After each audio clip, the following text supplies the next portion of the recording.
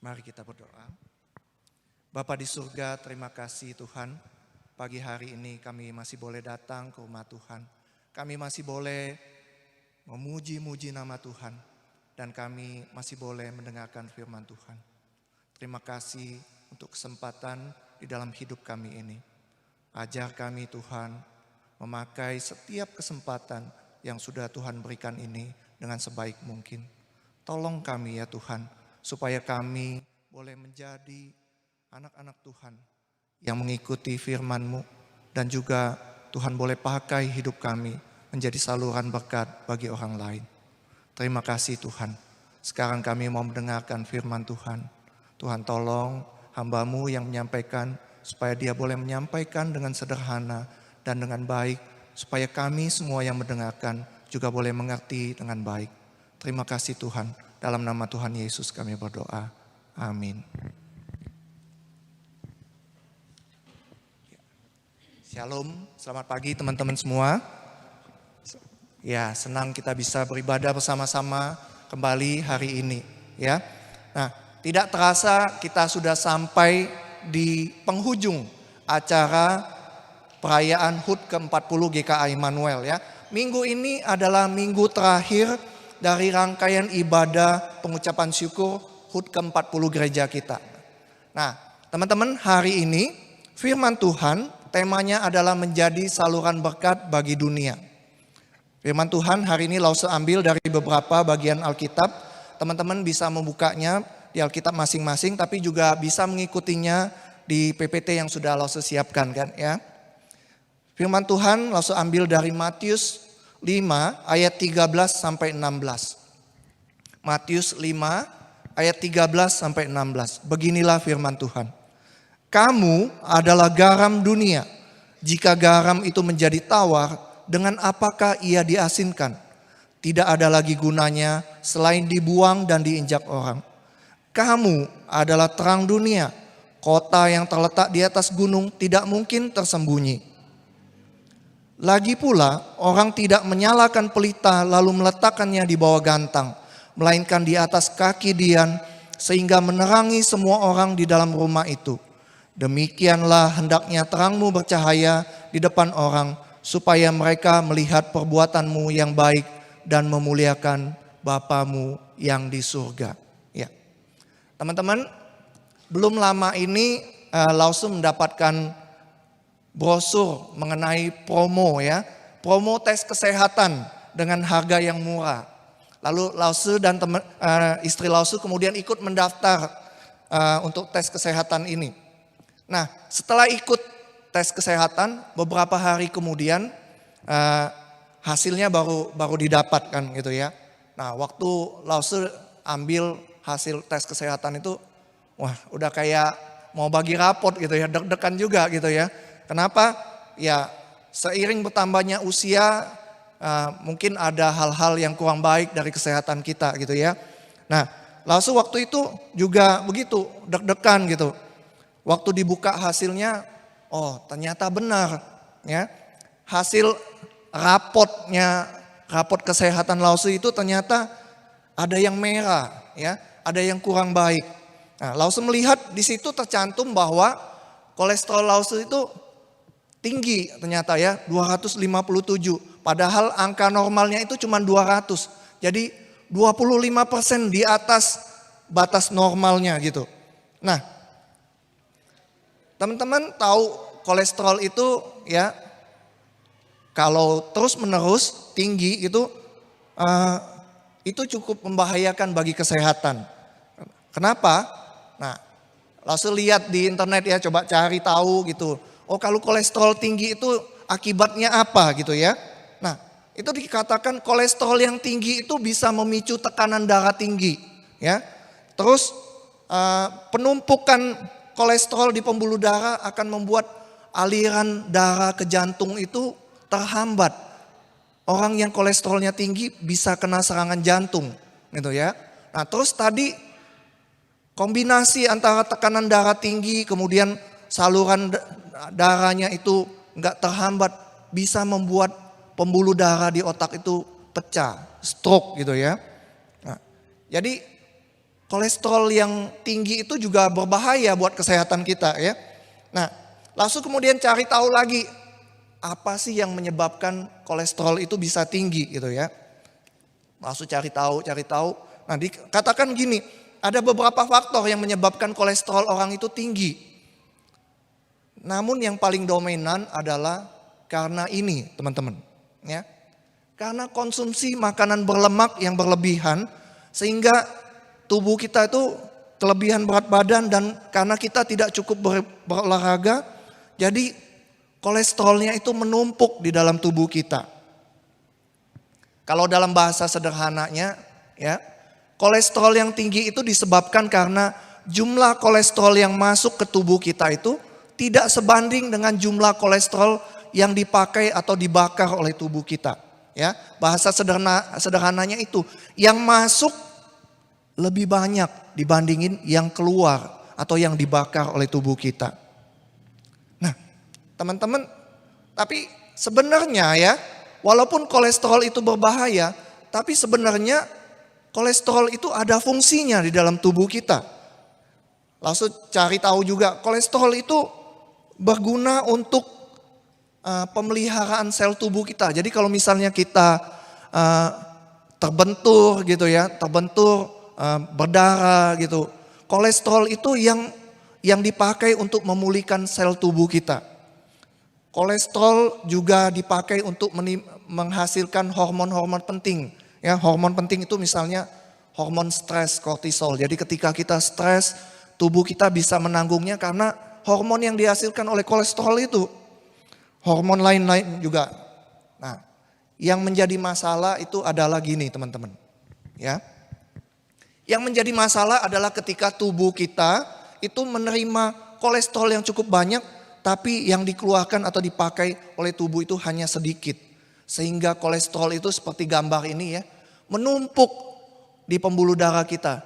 Aliran darah itu terhambat. Nah, teman-teman, satu hal ini yang Lausu perhatikan ya. Hal-hal yang baik, ya, kolesterol itu sebenarnya baik. Hal-hal yang baik yang seharusnya membuat tubuh kita berfungsi dengan baik, kalau tidak dipakai atau dikeluarkan, justru akan menumpuk dan membawa dampak buruk bagi tubuh kita. Langsung ulangin ya. Hal-hal yang baik yang seharusnya membuat tubuh kita berfungsi dengan baik, kalau tidak dipakai atau dikeluarkan, justru akan menumpuk dan membawa dampak buruk bagi tubuh kita. Nah, teman-teman, demikian juga halnya dengan berkat Tuhan di dalam hidup kita ya. Berkat Tuhan itu seharusnya membuat hidup kita itu lebih hidup ya. Berkat Tuhan itu diberikan dalam hidup kita supaya memberi makan kita ya. Berkat Tuhan itu membuat kita bisa tercukupi kebutuhan kita. Berkat Tuhan itu harusnya bisa kita nikmati, teman-teman. Nah, namun sama seperti kolesterol tadi, kalau berkat Tuhan itu yang seharusnya membawa hal-hal yang baik di dalam hidup kita, kalau kita simpan untuk diri kita sendiri, ya, berkat Tuhan yang seharusnya membawa hal-hal yang baik bagi hidup kita, kalau kita simpan untuk diri kita sendiri, itu akan menumpuk dan membawa dampak buruk bagi kita. Lalu sebawa dampak buruk apa berkat Tuhan? Oh iya, ada. Berkat Tuhan yang menumpuk dalam hidup kita akan membuat kita sombong. Berkat Tuhan yang menumpuk dalam hidup kita akan membuat kita serakah dan tidak peduli lagi dengan orang lain. Berkat Tuhan yang menumpuk dalam hidup kita itu akan membuat kita tuh merasa, oh, aku sebenarnya layak dapat berkat ini. Dan tidak lagi merasa berkat Tuhan itu sesuatu yang luar biasa. Kita tidak lagi bersyukur kepada Tuhan. Teman-teman, kita harus memakai atau menyalurkan berkat Tuhan yang sudah Tuhan berikan kepada kita. Supaya apa? Supaya berkat itu jadi berkat juga buat orang lain. Ya, dan bukan hanya diri kita saja. Nah, teman-teman, tema HUT gereja kita hari ini adalah jadikan aku saluran berkat. Minggu lalu pendeta Central Cell sudah ngomong, Oh, sebelum ngomong bicara tentang saluran berkat, kita harus mengerti dulu siapa aku. Kita ini adalah ciptaan Tuhan, buatan Allah ya, mahakarya Allah, diciptakan dalam Kristus Yesus untuk melakukan pekerjaan baik yang dipersiapkan Allah sebelumnya. Jadi firman Tuhan ini katakan dari awal Tuhan ciptakan kita itu untuk menjadi saluran berkat.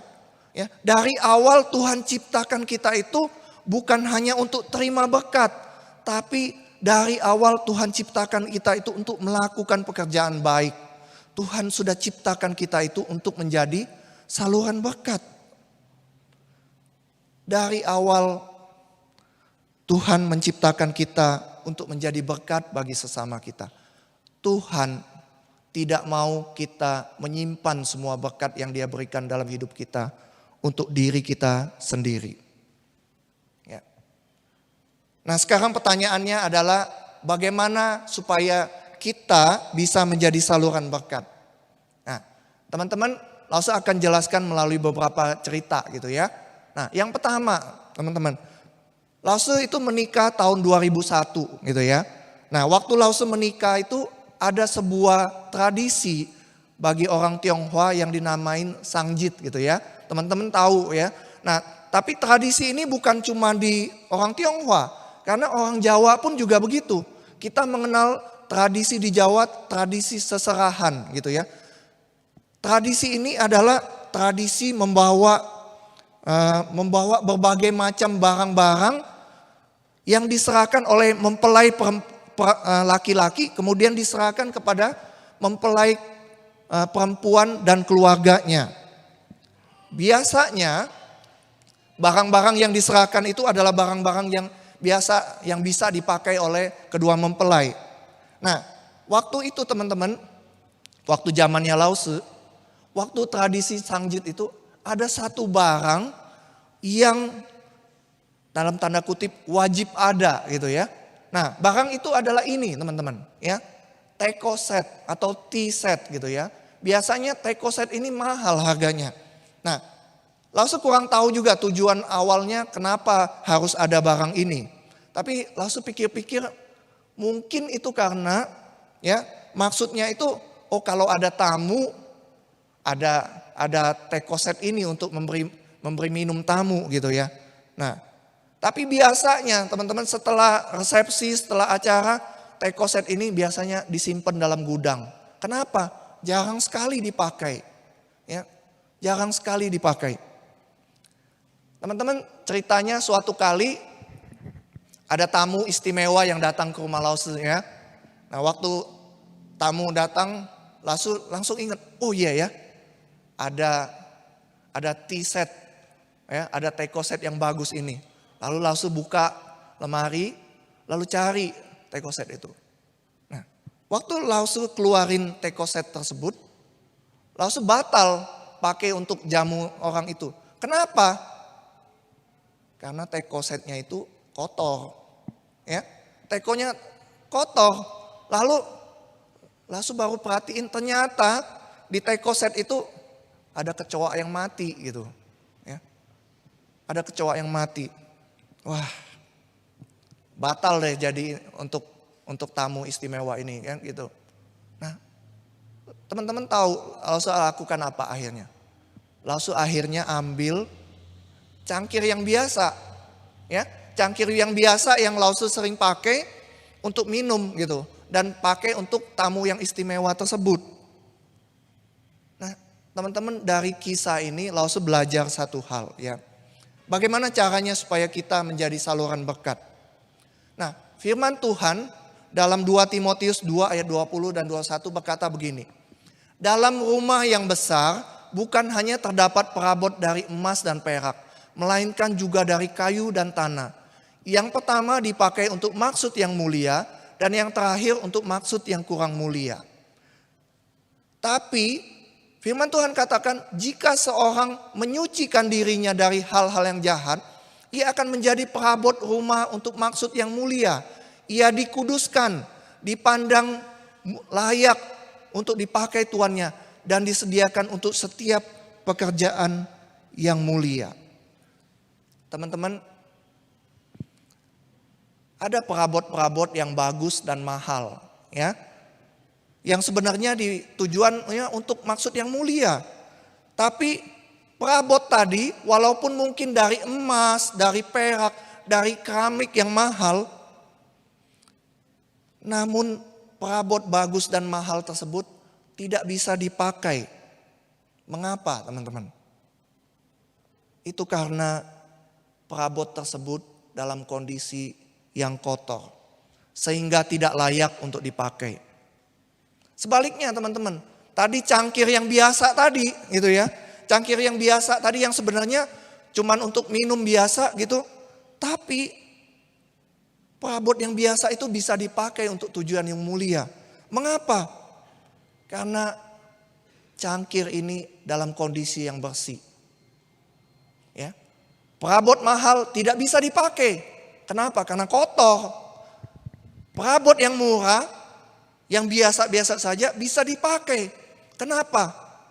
Karena perabotan tersebut dalam kondisi bersih. Seperti itu juga hidup kita di hadapan Tuhan, teman-teman ya. Teman-teman mau nggak hidupnya dipakai oleh Tuhan untuk menjadi saluran berkat?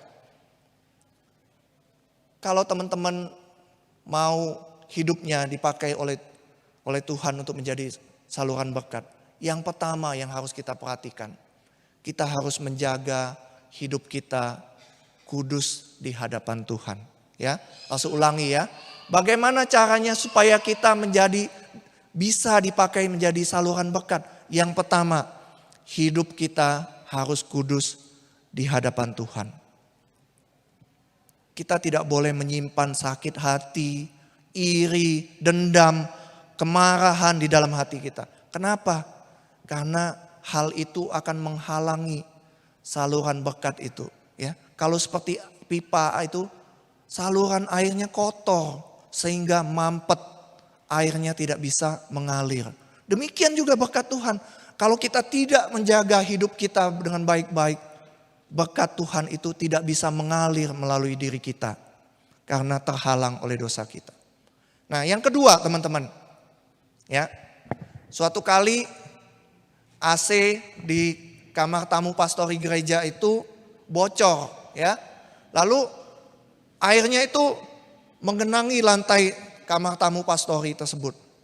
Pak To gitu ya, papanya Elita, kemudian periksa AC tersebut. Lalu waktu Pak To memeriksa AC tersebut, tahu nggak apa yang ditemukan oleh Pak To? Pak To menemukan bahwa saluran pembuangan AC itu sama pipanya itu nggak tahu kenapa berubah posisinya. Jadi pipa pembuangannya itu malah lebih tinggi dibandingin saluran pembuangannya gitu ya. Karena pipanya lebih tinggi, air pembuangannya itu tidak bisa mengalir ke pipa itu. Dia malah keluar ke tempat yang lain, bocor ke tempat yang lain. Nah, teman-teman, kita tahu bahwa sifat alami air itu adalah mengalir ke tempat yang lebih rendah. Air tidak bisa mengalir ke tempat yang sama tinggi atau yang lebih tinggi. Ya, langsung ulangin ya. Air itu tidak bisa mengalir ke tempat yang sama tinggi atau yang lebih tinggi. Nah, teman-teman, langsung berpikir seperti itu juga mengenai saluran berkat ya. Ketika berbicara mengenai saluran berkat, langsung itu langsung terpikir tentang air gitu ya, tentang pipa di mana air itu bisa mengalir. Bukan sebuah kebetulan kalau kita bicara mengenai saluran berkat itu berbicara tentang air. Air itu mengalir secara alami, mengalir ke tempat yang lebih rendah. Pak To kemarin bercanda sama Lause, dia bilang gini, katanya, loh air bisa katanya naik dari bawah ke atas. Oh iya, itu pakai pompa gitu ya. Nah, tapi sifat alami air itu adalah mengalir dari tempat yang lebih tinggi ke tempat yang lebih rendah. Berkat Tuhan juga seperti itu, teman-teman. Berkat Tuhan itu tidak bisa mengalir melalui diri kita apabila kita meninggikan diri kita di hadapan Tuhan dan sesama. Amsal 3 ayat 34 berkata begini, Tuhan menghukum dan menghina orang yang tinggi hati dan yang menertawakan orang lain. Tetapi ia baik terhadap yang rendah hati. Berkat Tuhan selalu mengalir melalui orang-orang yang mau merendahkan dirinya untuk dipakai menjadi saluran berkat. Ya. Berkat Tuhan itu selalu mengalir melalui orang-orang yang mau merendahkan dirinya untuk dipakai menjadi saluran berkat. 1 Petrus 5 ayat 5b dan 6 berkata begini, dan kamu semua rendahkanlah dirimu seorang terhadap yang lain. Sebab Allah menentang orang yang congkak, tetapi mengasihani orang yang rendah hati.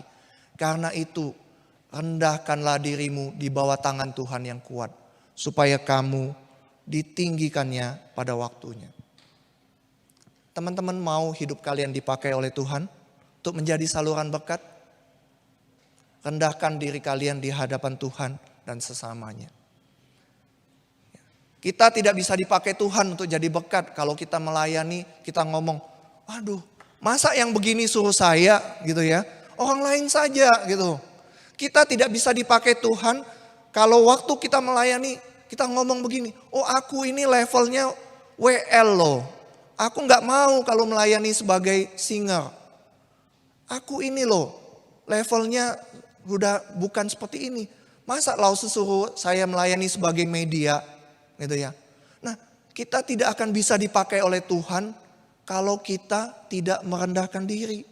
Kita juga tidak bisa dipakai Tuhan untuk menjadi saluran berkat kalau ketika misalnya kita berselisih dengan teman sepelayanan kita, kita tidak mau merendahkan diri, meminta maaf walaupun mungkin kita tidak dalam posisi yang salah.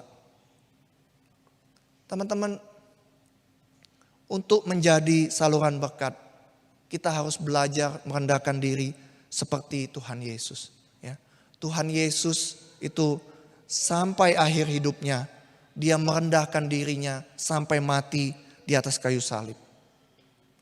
Bagaimana caranya kita menjadi saluran berkat? Yang pertama tadi, menjaga hidup kita kudus di hadapan Tuhan. Yang kedua, kita bisa dipakai menjadi saluran berkat ketika kita merendahkan diri di hadapan Tuhan dan sesama. Ya. Yang ketiga, teman-teman, langsung mau menunjukkan beberapa foto kepada kalian, ya.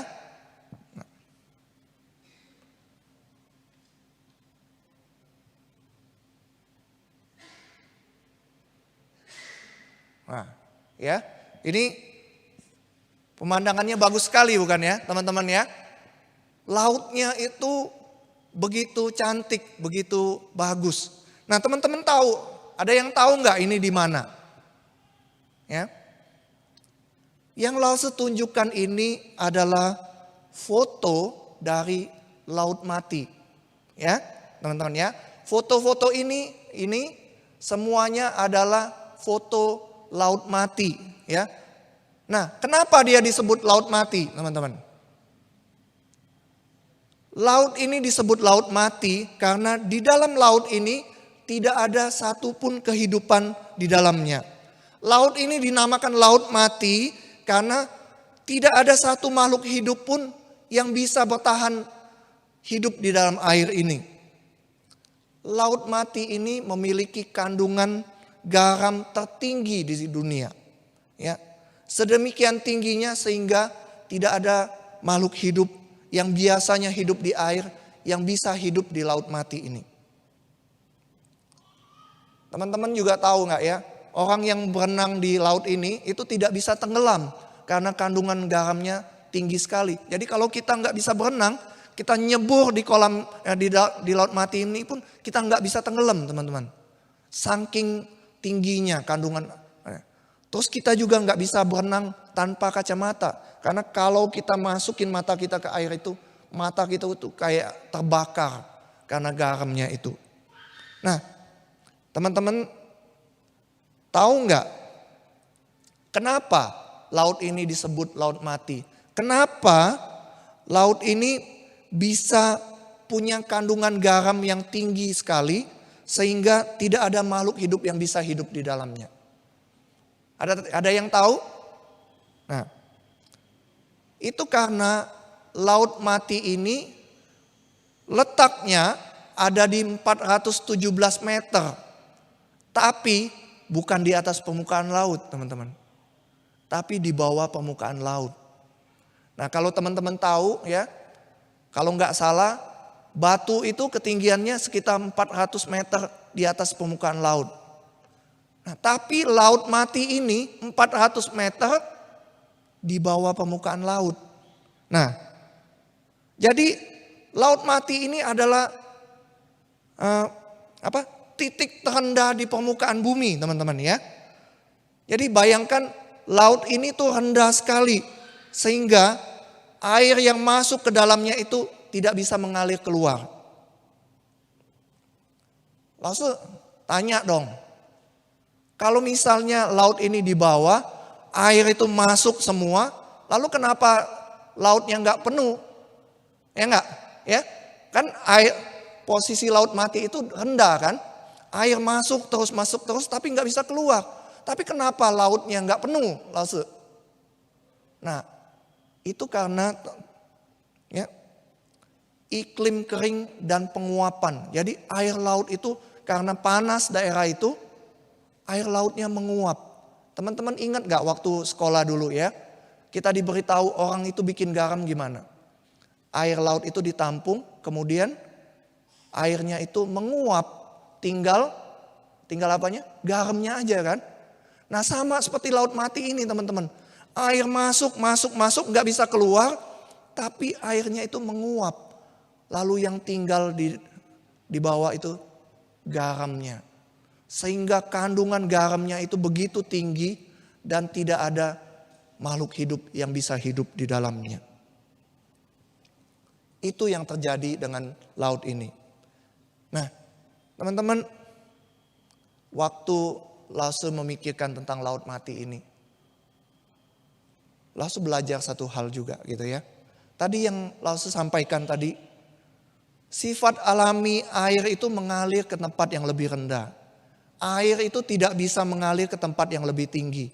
Air itu selalu mengalir ke tempat yang lebih rendah. Akan tetapi teman-teman, air yang mengalir ke tempat yang terlalu rendah, ya, tadi tidak bisa mengalir ke tempat yang lebih tinggi. Tapi air yang mengalir ke tempat yang terlalu rendah, akhirnya tidak bisa mengalir lagi ke tempat lain.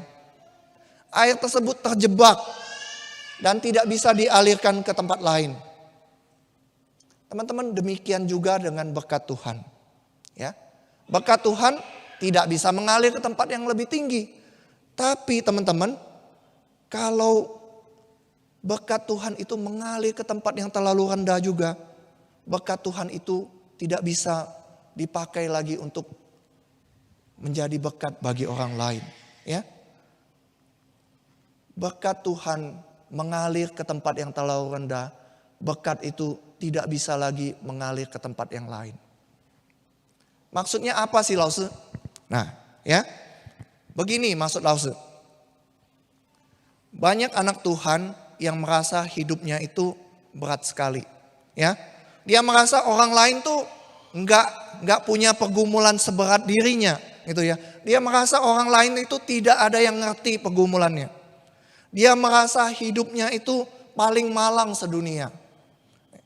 Meminjam istilah orang Malang itu, istilahnya hidupnya itu paling soro gitu ya, paling sengsara gitu, paling nelongso gitu ya. Waktu Lause pertama kali ke Malang, Lause bingung. Teman-teman Lause itu suka pesen ayam goreng nelongso gitu ya. Lause pikir apa gitu, oh ternyata nelongso itu artinya malang gitu ya. Hidupmu itu malang sekali gitu. Nah, teman-teman, orang yang merasa hidupnya paling malang sedunia, ya, saya ulangi ya, orang yang merasa hidupnya paling malang sedunia tidak dapat dipakai Tuhan untuk menjadi saluran berkat bagi orang lain. Seperti laut mati tersebut, air tidak bisa mengalir ke tempat lain. Berkat Tuhan juga tidak bisa mengalir apabila kita merasa diri kita itu paling malang sedunia. Kita seringkali merasa hidup kita dan pergumulan kita adalah pergumulan yang paling berat. Padahal firman Tuhan katakan dalam 1 Korintus 10 ayat 13. Pencobaan-pencobaan yang kamu alami itu ialah pencobaan-pencobaan biasa yang tidak melebihi kekuatan manusia.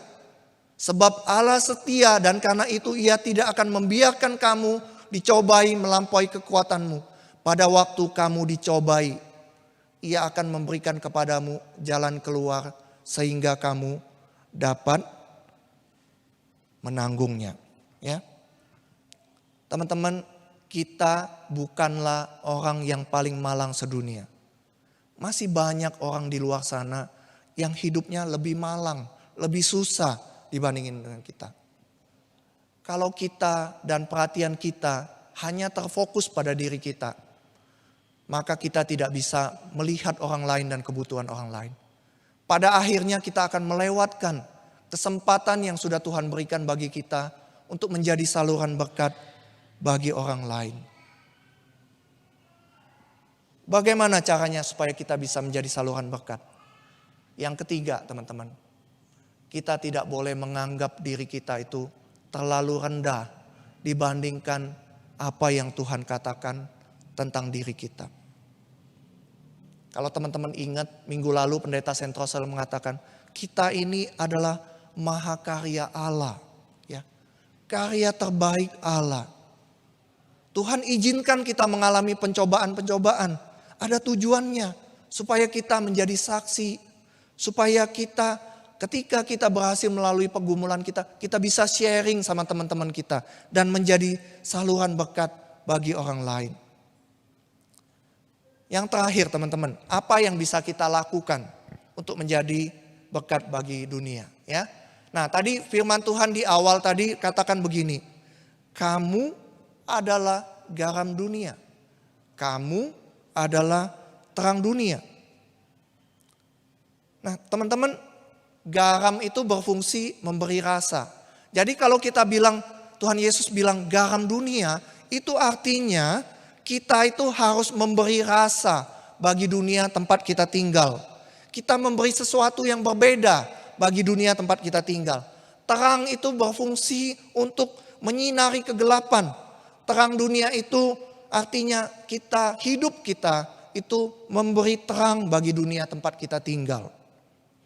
Beberapa waktu yang lalu langsung membaca sebuah artikel ya tentang Gen Z ya. Kalian itu adalah generasi Z gitu ya. Gen Z. Sebagian besar dari kalian ini adalah generasi Z. Nah, di dalam artikel ini dikatakan bahwa ada 3 tantangan terbesar yang dihadapi oleh generasi kalian. Yaitu yang pertama, pornografi. Ya, pornografi, kebingungan gender, dan beban yang diakibatkan oleh pendapat orang lain. Ya, pornography, gender confusion, and the way given to one's opinion, gitu ya. Di zaman sekarang ini, teman-teman, pornografi itu menjadi masalah yang besar sekali. Banyak dari generasi kalian yang menghadapi problem kecanduan pornografi. Ya, memang pornografi itu bukan cuma masalah generasi kalian, tapi generasi Lause. Ya, Lause juga pernah sharing kan bahwa Lause dulu bergumul dengan kecanduan pornografi. Nah, kerusakan yang disebabkan oleh pornografi itu sedemikian besar sekali zaman sekarang. Sehingga anak-anak kecil pun sekarang sudah terpapar dengan pornografi. Teknologi mempermudah segalanya sehingga untuk mengakses pornografi itu cuman urusan ujung jari kita saja, teman-teman ya. Kalau dulu zaman Lause, pornografi itu kalau orang mau mengakses pornografi harus keluar gitu ya. Harus beli DVD porno gitu. Atau beli majalah porno. Tapi sekarang ini kalian tidak perlu melakukan apa-apa. Cuman geser ujung jari saja. Sudah bisa mengakses pornografi. Masalah yang lain. Masalah kebingungan gender. Semakin banyak generasi kalian yang bingung identitas gendernya. Ami anak Lause beberapa waktu lalu juga bercerita kepada Lause. Dia cerita tentang teman-temannya.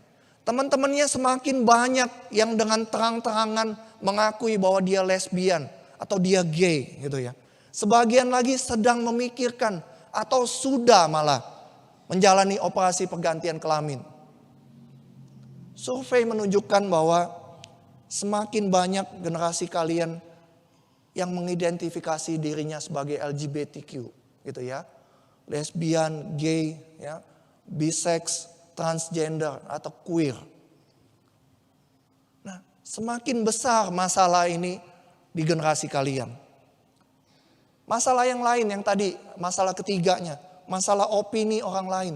Di zaman media sosial ini, ya, ketika kita aktif di media sosial, ada banyak orang yang ngebully, ya, menghina, mengata-ngatai dengan mulut mereka. Dan kita sering mendengar bukan, ada orang-orang yang bunuh diri. Kenapa? Karena di media sosial dia dibully sedemikian rupa. Ya. Jadi banyak dari generasi kalian yang saat ini tumbuh dalam lingkungan di mana kita itu bergantung sekali dengan opini orang lain. Ya. Kita terpengaruh sekali dengan opini orang lain. Pendapat orang lain itu bisa merusak hidup seseorang. Saat ini juga kebenaran itu dianggap bukan sesuatu yang mutlak, tapi relatif, tergantung orangnya gitu ya. Nah, namun teman-teman, ini bukan yang Tuhan mau bagi kita. Tuhan tidak menginginkan hidup kalian menjadi hancur karena pornografi. Ya. Banyak orang yang kecanduan pornografi kemudian akhirnya menyewa pelacur gitu ya. Seks sebelum nikah, kemudian kena HIV. Di Bandung kemarin itu ada banyak sekali remaja pemuda yang terkena HIV AIDS. Nah, Tuhan menginginkan hidup kalian itu kudus. Tuhan ingin kalian memandang pernikahan itu sebagai sesuatu yang kudus. Demikian juga dengan masalah gender tadi. Firman Tuhan jelas mengatakan bahwa Tuhan ciptakan kita itu pria dan wanita, ya. Pria dan wanita. Dan ketika Tuhan menciptakan kita pria dan wanita, Tuhan berkata bahwa itu baik. Tidak ada yang salah dengan ciptaan Tuhan. Waktu Tuhan menciptakan kita itu pria atau wanita. Firman Tuhan juga katakan hidup kita tidak bergantung dengan apa yang dikatakan orang lain. Hidup kita itu bergantung kepada apa yang firman Tuhan katakan tentang diri kita. Tuhan memanggil kita menjadi garam dan terang dunia di tengah tantangan zaman saat ini. Dan Tuhan juga katakan ketika orang lain melihat, ya, ketika orang-orang di luar sana melihat terang kalian di tengah dunia yang semakin gelap ini, firman Tuhan katakan mereka akan melihat perbuatanmu yang baik dan memuliakan Bapamu yang di surga. Tuhan memanggil kita semua untuk menjadi saluran berkat bagi orang lain. Sehingga mereka juga bisa mengenal Tuhan dan memuliakan Tuhan. Ya. Tuhan memberkati kita semua, mari kita berdoa. Bapa di surga, terima kasih untuk kebenaran firman Tuhan pada hari ini. Terima kasih untuk kebenaran firman Tuhan yang menolong kami mengerti bagaimana kami menjadi saluran berkat. Kami bisa menjadi saluran berkat apabila kami menjaga hidup kami kudus. Menjaga hidup kami kudus di hadapan Tuhan. Kami bisa menjadi berkat bagi orang lain ketika kami merendahkan diri di hadapan Tuhan dan di hadapan sesama. Kami bisa menjadi berkat bagi orang lain ketika kami tidak memandang diri kami rendah, lebih rendah dibandingkan apa yang Tuhan katakan tentang diri kami. Tuhan tolong kami supaya kami bisa menjadi saluran berkat di tengah-tengah kegelapan zaman saat ini. Tuhan tolong kami supaya kami bisa menjadi teladan bagi teman-teman kami. Ketika mereka melihat teladan hidup kami, ketika mereka melihat bahwa kami berdiri teguh dengan kebenaran firman Tuhan ini, ketika itulah mereka pun juga bisa mengenal Tuhan dan memuliakan nama Tuhan. Tuhan tolong kami. Roh Kudus mampukan kami supaya kami bisa melakukan firman Tuhan. Supaya Tuhan bisa memakai kami menjadi saluran berkat bagi orang lain. Terima kasih Tuhan. Kami berdoa menyerahkan hal ini dalam tangan-Mu. Di dalam nama Tuhan Yesus kami berdoa. Amin.